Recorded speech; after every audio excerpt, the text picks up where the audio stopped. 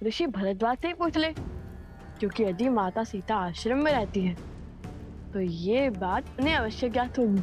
नहीं भैया, मेरा मन तो कहता है माता सीता आश्रम में ही होंगी।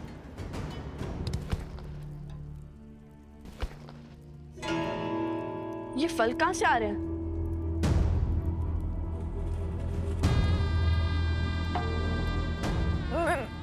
मेरे फल, मेरे फल।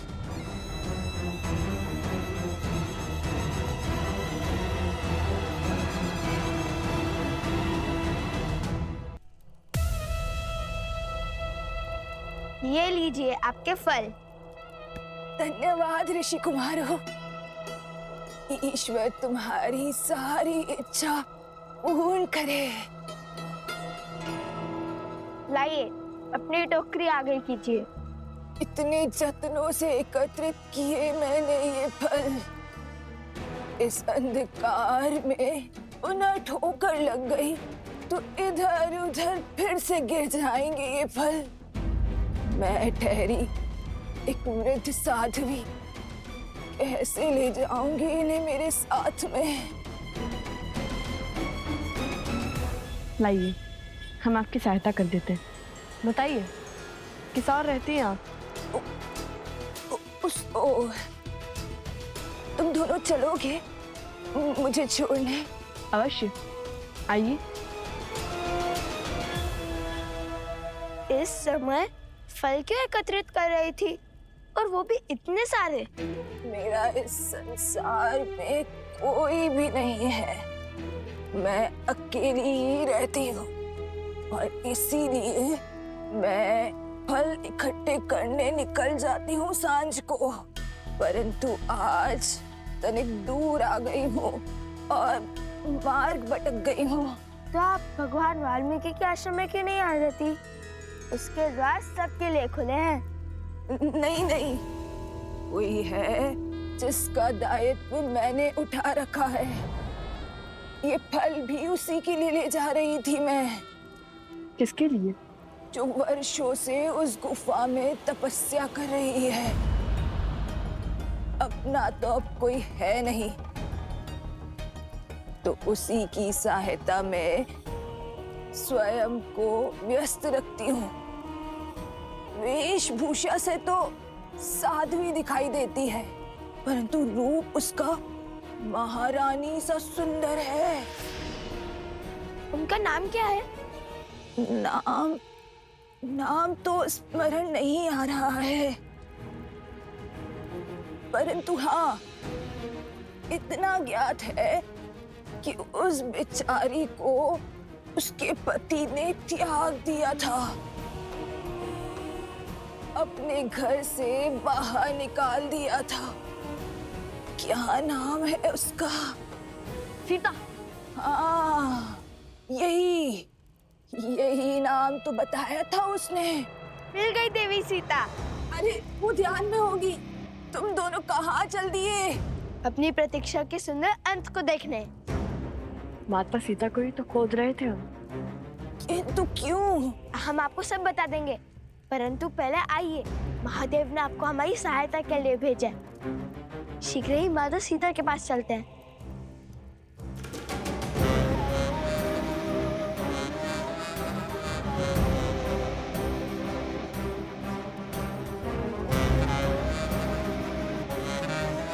बस यही इसी गुफा में है वो देवी सीता।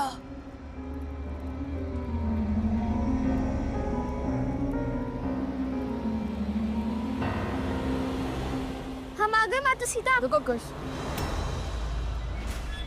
इस गुफा को देखकर लगता नहीं कि यहाँ बहुत समय से कोई आया है। वो सीता कहीं आती जाती कहाँ है? सदा तपस्या में लीन रहती है। हाँ, किंतु आप तो आती जाती होंगी ना? मैं तो वृद्ध हो गई हूँ ना, तो बस कभी कभी। भैया शीघ्र चलिए ना, अधिक समय नहीं है हमारे पास। चलो चलो, शीघ्रता से अंदर चलते हैं।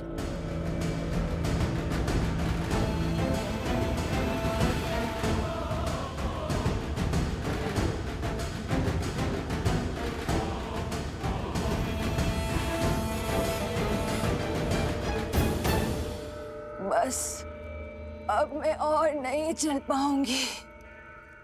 थोड़ी सी श्वास ले लो। तुम दोनों आगे जाकर बाएं मुड़कर आगे चले जाना और फिर तुम गुफा के केंद्र तक पहुंच जाओगे।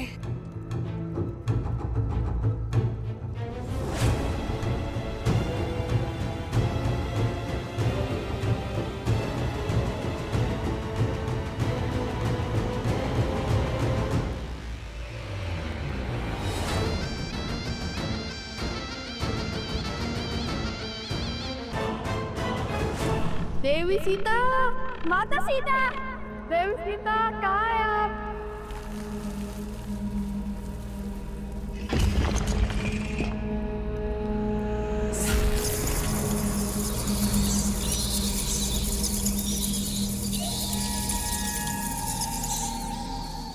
ये कैसी ध्वनि है? ये गुफा बहुत पुरानी है कुश। आगे बढ़ते रहो, कुछ पत्थर गिर गए होंगे। देवी सीता, माता सीता, बातें तो बड़ी बड़ी कर रही थी, किंतु आपकी बहन कुछ कर भी पाएगी या आप?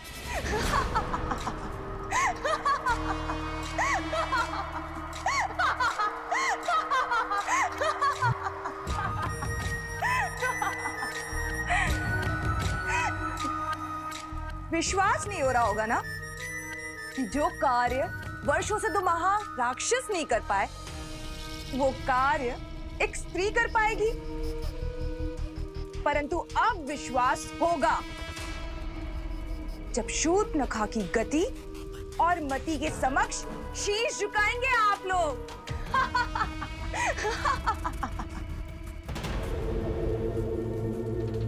ऐसा क्या कर रही हो उनके साथ? देवी सीता, माता सीता, माता सीता। चलिए भैया, आगे चलकर देखते हैं। नहीं कुश, मुझे नहीं लगता यहाँ पर कोई है। उस देवी ने कहा तो माता सीता अवश्य ही यहाँ होंगी। चलिए चलकर उन्हें ही यहाँ ले आते हैं। आगे का मार्ग वो ही बताएंगी।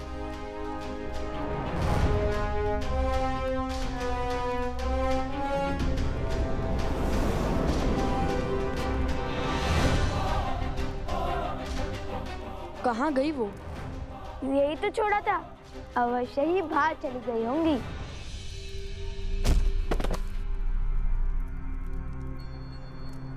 माता, भीतर आइए। माता,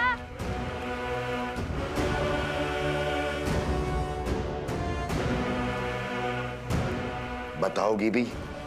ऐसा क्या करके आई हो शूर्पणखा? मैं लव और कुश को गुफा में बंद करके आई हूँ भैया।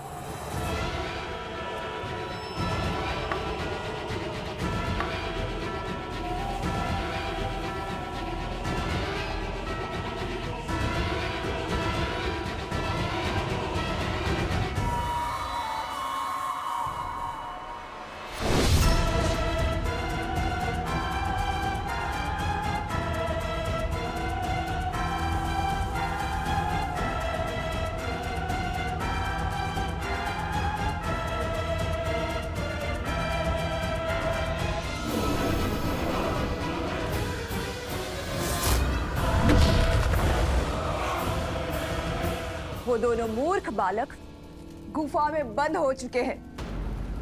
गुफा में बंद करने से क्या होगा? हमें अपने राक्षसों को वहां भेजकर उनका अंत कर देना चाहिए। ऐसा कुछ करने की आवश्यकता नहीं है, क्योंकि वो दोनों मूर्ख बालक पूरी रात्रि गुफा में बंद रहेंगे और सीता को खोजने का समय खो चुके होंगे। और जब तक वो बाहर निकलेंगे, सूर्योदय हो चुका होगा। और तुम्हारे हर संदेह का उत्तर मैं नहीं, लव और कुश की मृत्यु देह देंगी। तब तक के लिए तुम आनंद उठाओ शूर्पणखा के षड्यंत्र का।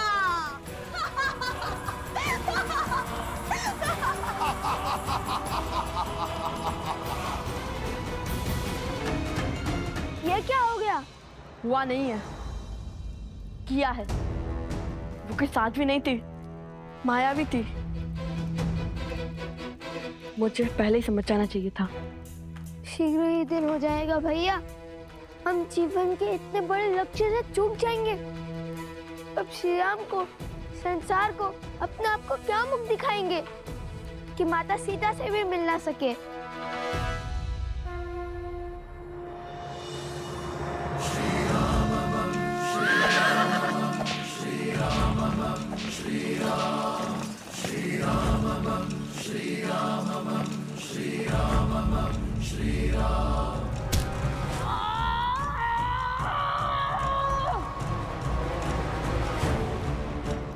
और मन लगा कुछ, हमें यहाँ से निकलना ही होगा। और मन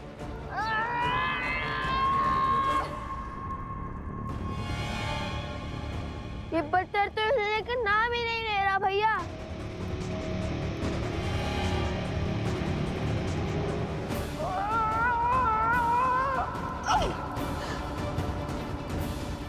यदि हम वहां नहीं पहुंचे तो अश्वमेध यज्ञ के अश्व का क्या होगा? श्री राम को लगेगा कि हमने हार मान ली है। संकट बड़ा है, किंतु ऐसा कोई संकट नहीं होता जिसका कोई हल ना हो।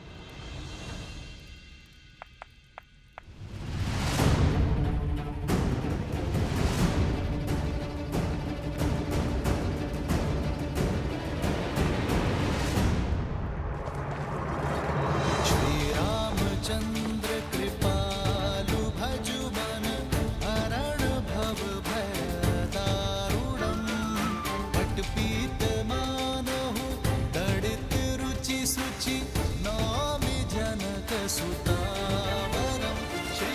प्रणाम प्रभु। श्री राम राम श्री राम। लवकुश कहाँ है? लगता है उन्होंने अपनी माता को सत्य बता दिया है और उनकी माता ने उन्हें समझा दिया है। ईश्वर करे यही हुआ हो प्रभु। आर्य सुमंत, अश्वमेध यज्ञ के अश्व पे अपना अधिकार कीजिए और मेरे हनुमान को बंधन मुक्त कीजिए। हम अश्वमेध यज्ञ पूर्ण करने की दिशा में आगे बढ़ते हैं। रुकिए,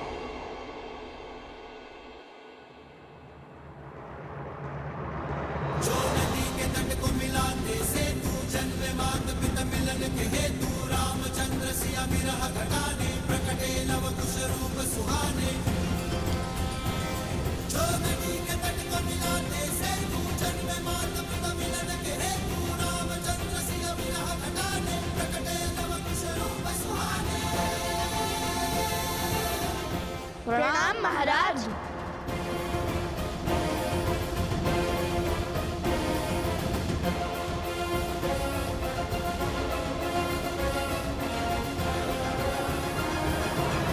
प्रणाम करके दंड से नहीं बच पाओगे तुम दोनों। बहुत विलंब कर दिया आने में तुम दोनों ने। ये विचार कर रहे थे कि युद्ध में जाए या नहीं।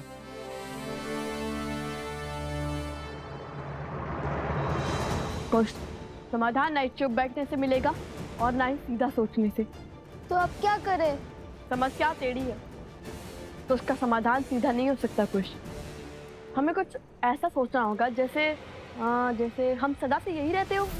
क्या भैया, ऐसी गुफाओं में तो केवल सिंह और मूषक रहते हैं। सिंह का बल लगाकर तो देख लिया, किंतु क्या आप मूषक की भांति बिल बनाकर बाहर निकलेंगे? अद्भुत कुश, आज फिर मुझे इतना उत्तम विचार दे दिया तुमने।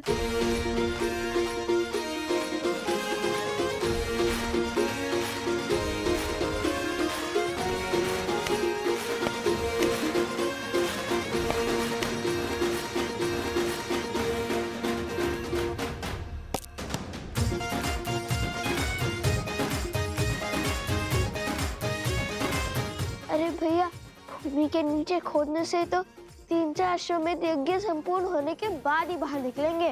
बाकी सब दीवारें परसों से यहाँ हैं, किंतु ये दीवार नहीं है। यदि हम इसके नीचे मिट्टी खोदेंगे तो ये ऊपर के पत्थर नीचे गिर जाएंगे, तो ये और नीचे जाएगा, जिसके कारण ये ऊपर के पत्थर नीचे आ जाएंगे।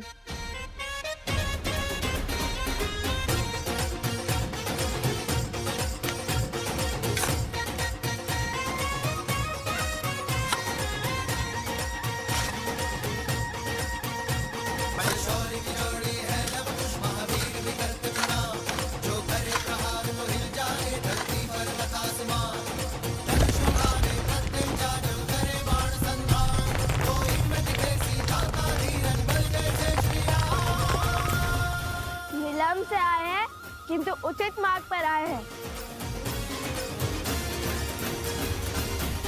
सूर्य प्रातःकाल मेघों से गिरा हो तो उदय होने में समय लग सकता है। इसका अर्थ ये नहीं है कि उसने रात्रि से हार मान ली। अब किस माया में उलझाने आए हो? लड़ना है तो सामने से लड़ो। अरे लड़ना ही तो नहीं चाहते, इसलिए इस समस्या का समाधान ढूंढने गए थे। इस समस्या का एक ही समाधान है, तुम अपनी हट और अश्वमेध यज्ञ का अश्व दोनों छोड़ दो। नहीं श्री राम, इस समस्या का समाधान है देवी सीता।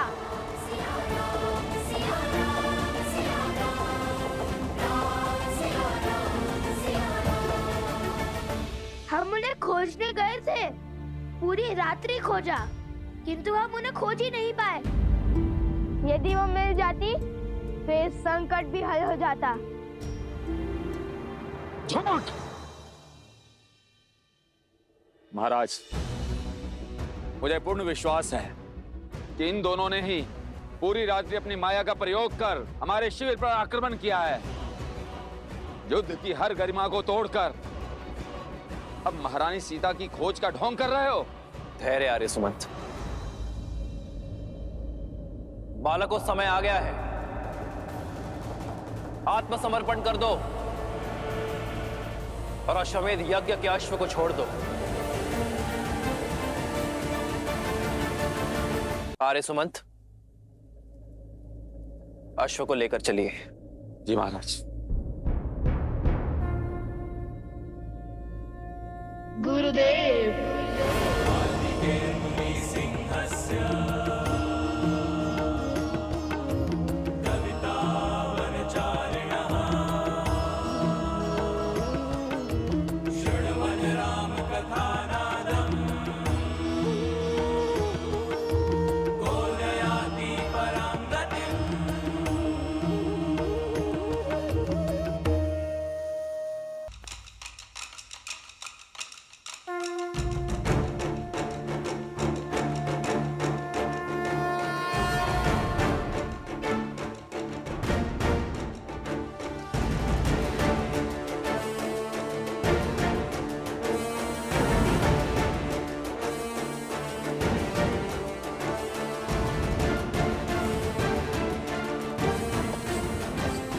रुकिए महाराज।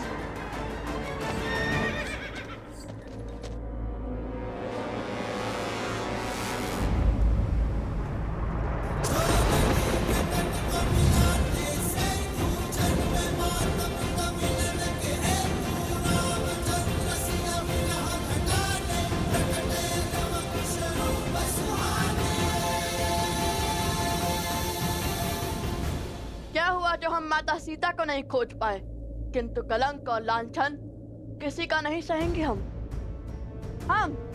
रामायण पूर्ण करने का वचन निभा कर रहेंगे। अपना प्रण पूर्ण करने के लिए, अपना प्राण देने के लिए सजे हैं हम आपसे युद्ध अवश्य करेंगे श्री राम। अश्वमेध यज्ञ को बिना माता सीता के पूर्ण नहीं होने देंगे। बालकों, युद्ध की आवश्यकता नहीं थी, किंतु तुम्हारे वचन का मान रखना मेरा कर्तव्य है। यदि तुम्हारी यही इच्छा है तो ये राम भी सज्ज है। धर्म का है ये कैसा बंधन, तोड़ सके नर ना नारायण।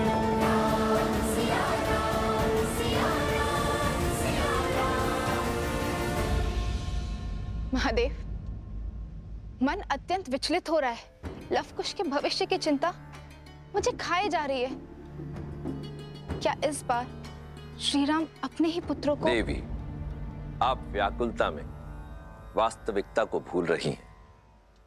मत भूलिए कि लवकुश ने शास्त्र और शस्त्रों की विद्या स्वयं त्रिकालदर्शी वाल्मीकि से ली है। माना कि जो होने जा रहा है वो लगभग असंभव प्रतीत होता है, परंतु देवी, असंभव तो मेरे राम के अयन रामायण का प्रत्येक अध्याय है। इसलिए ये संसार इस असंभव प्रतीत होने वाले युद्ध के लिए भी सज्ज हो जाए, क्योंकि ये वो युद्ध है जो आर्यावर्त के भविष्य को आकार देगा। और देवी, ये बात तो आप भी भली भांति जानती हैं कि कोई भी महान कार्य बिना त्याग के पूर्ण नहीं होता।